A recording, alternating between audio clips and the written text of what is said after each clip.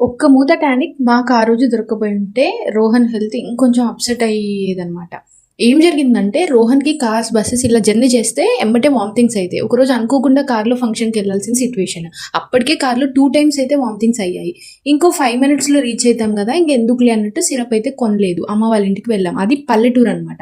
వెళ్ళాక కాసేపు డ్రెస్ మార్చి పాలనేవి తాగిపిచ్చగానే మళ్ళీ వామిటింగ్ స్టార్ట్ అయింది.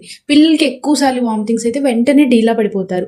సో, ఏం చేయాలి అనేసి ఆర్ఎంపీకి ఫోన్ చేసి సిరప్ ఉందా అని అడిగితే, ఆ ఏజ్ పిల్లలదైతే లేదు. ఒక్కటే ఉంటే వేరే బాబుకి ఇచ్చేసాను అని చెప్పాడనమాట.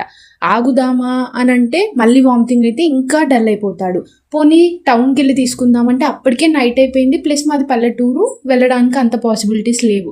అప్పటికప్పుడు నేను, అమ్మ ఏం చేశామంటే ఆ ఒక్క సిరప్ ఎవరికిచ్చావు అని మళ్ళీ ఆర్ఎంపీకి ఫోన్ చేస్తే వాళ్ళ అడ్రస్ చెప్తే వెంటనే వాళ్ళ ఇంటికైతే నేను, అమ్మ వెళ్తే వాళ్ళు మాకొక మూత ఉంటది కదా! 5 ఎంఎల్ మూత. దాంట్లో సిరప్ అనేది పోసిస్తే తీసుకొచ్చి మా రోహన్ బాబుకైతే పోసాము. నెక్స్ట్ డే ఎమ్మటే టౌన్‌కైతే వెళ్ళి హాస్పిటల్‌లో చూపించుకొని సిరప్ అయితే తెచ్చుకున్నాము. పిల్లలున్న పేరెంట్స్ ప్రతి ఒక్కళ్ళు మినిమం కొన్ని సిరప్స్, టానిక్స్ అయితే మెయింటైన్ చేయాలి గ్యారంటీగా.